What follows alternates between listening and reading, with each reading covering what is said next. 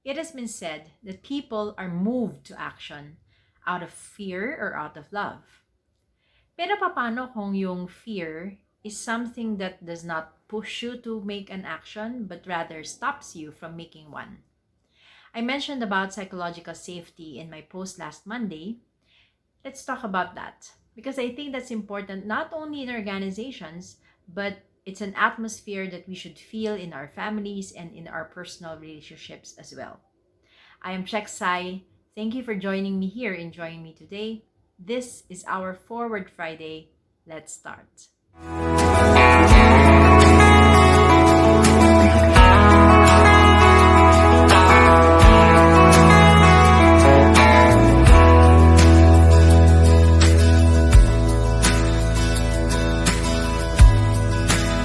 Psychological safety. Psychological safety, to put it simply, is when you feel like whenever you need to stick your neck out, hindi naman nagmamadali yung mga tao sa paligid mo to chop it off you. So therefore, pag meron kang gustong sabihin na kontra sa nararamdaman ng marami, or meron kang idea na bago, or meron kang pagkakamali na dapat aminin, madali para sa'yo na magsimula, umamin, o gawin, o sabihin ng isang bagay. Saan nanggagaling yon?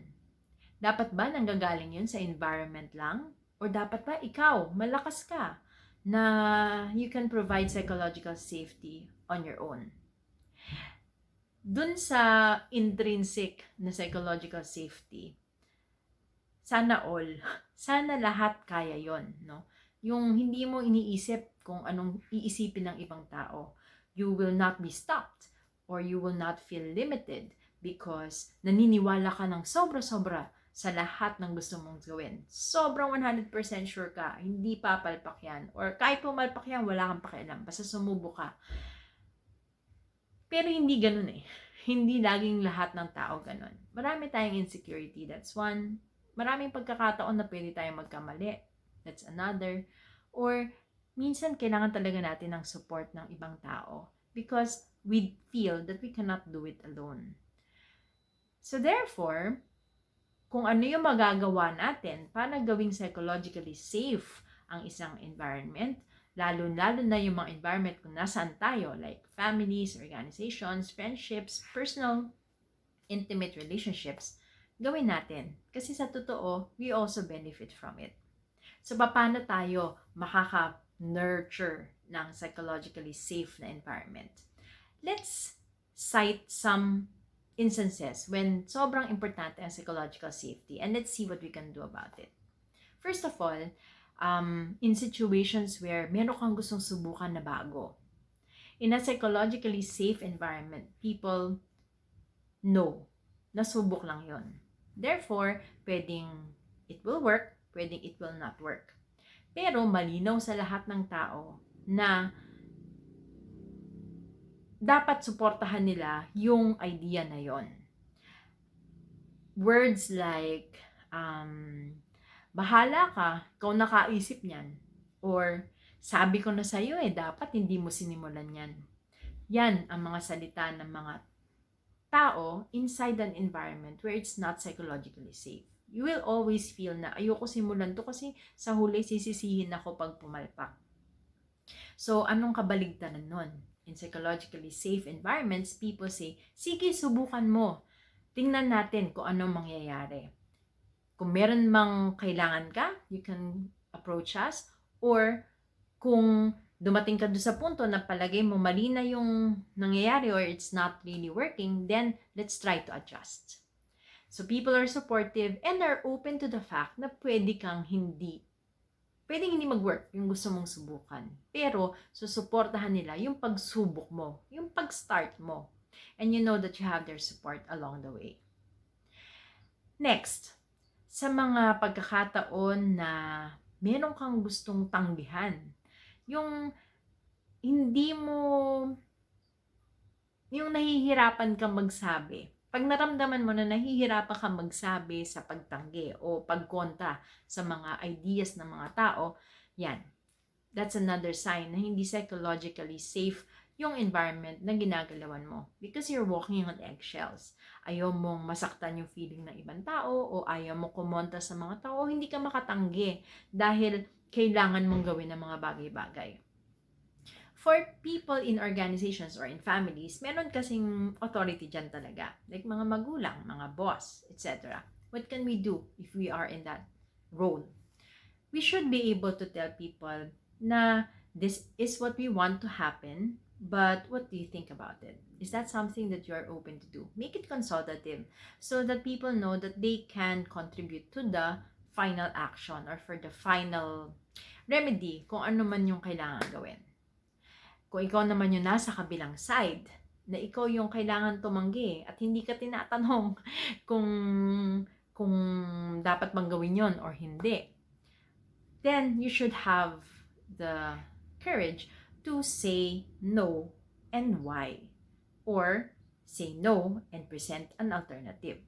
So, words like, that is something na kailangan talagang gawin, pero sa ngayon, puno yung schedule ko. So, how about we try again next week?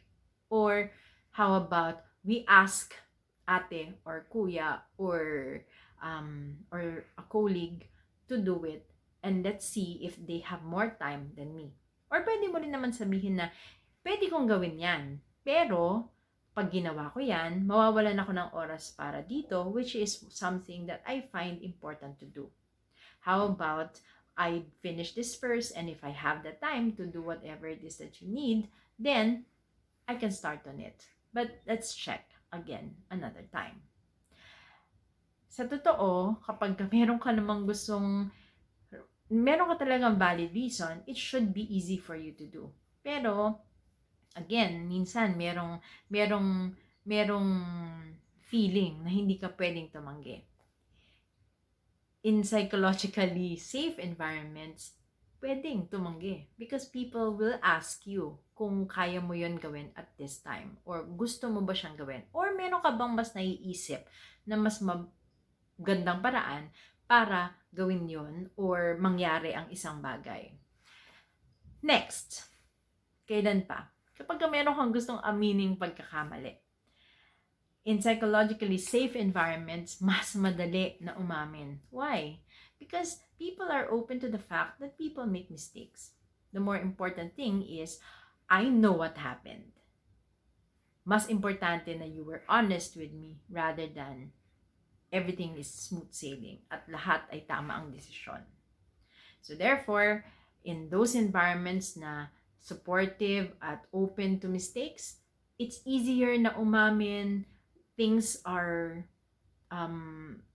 put in the open just in time for it to be corrected. Mas magandang environment yon, di ba? So, yun. Ikaw rin, kapag ka nandun ka sa environment na yon, you try to tell people sometimes kung ano rin yung mga, especially if you're an authority, kung ano rin yung mga pinagdaanan mo before you learned your lessons, so that whenever you make a rule, for example, sabihin mo, bakit siya rule? Ano yung experience mo doon? And why is it better doing it with that rule rather than without it? Therefore, people know that, okay, I don't need to do and I don't need to make those mistakes anymore. Napagdaanan na niya yon. Or, kung sakasakali man na hindi pa rin sila sumunod at kailangan nilang aminin yon, they would know that you would understand because you also went through the same thing. Last, and I think this is the most important, yung minsan natatakot yung mga tao in a psychologically unsafe environment to correct their mistakes. Ayaw nilang umamin kasi ayaw na rin nilang i-correct. Dahil sasabihin sa kanila, dapat matagal mo na sinimulan yan eh. Or sabihin sa kanila, tingnan mo, sabi ko sa'yo dapat simula pa lang, ganyan na. Or sinabi ko na sa'yo, mali yan eh. So therefore, people would rather not correct their mistakes, which is something that hinders people from growing. How do we support an environment where people are free and are more open to correct their mistakes? Number one, we have to, yung previous, no? We have to be accepting that people are not without faults. People can make mistakes, but that the only way that they can make up for those mistakes is to grow from those mistakes. If they know that that's the only way that they can make up for it, then they will do just that. Instead of, ganyan na kasi tingin sa akin eh. So I'm the black sheep. So hindi na ako kailangan magbago. When people believe that we are good, when people believe that we have hope, when people believe that we can right our wrongs, we tend to do just that. Sana ganun ang environments natin. We can try new things. We can say no with, not feeling guilty. We can admit to our mistakes, and we can right our wrongs. Those are the benefits of a psychologically safe environment.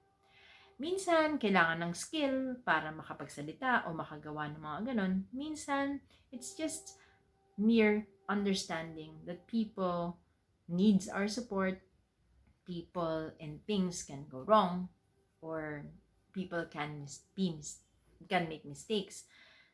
Kumbaga ba, totoo lang, ganun talaga eh. But the more important thing is always to move forward from whatever it is that did not work. That is our Forward Friday for this week. I hope that our mistakes make us better people, because maybe yun yung reason bakit nandun yun. People who do not make mistakes are people who did not try anything at all. This is our Forward Friday. I am Chek Sai. See you again next week. Bye.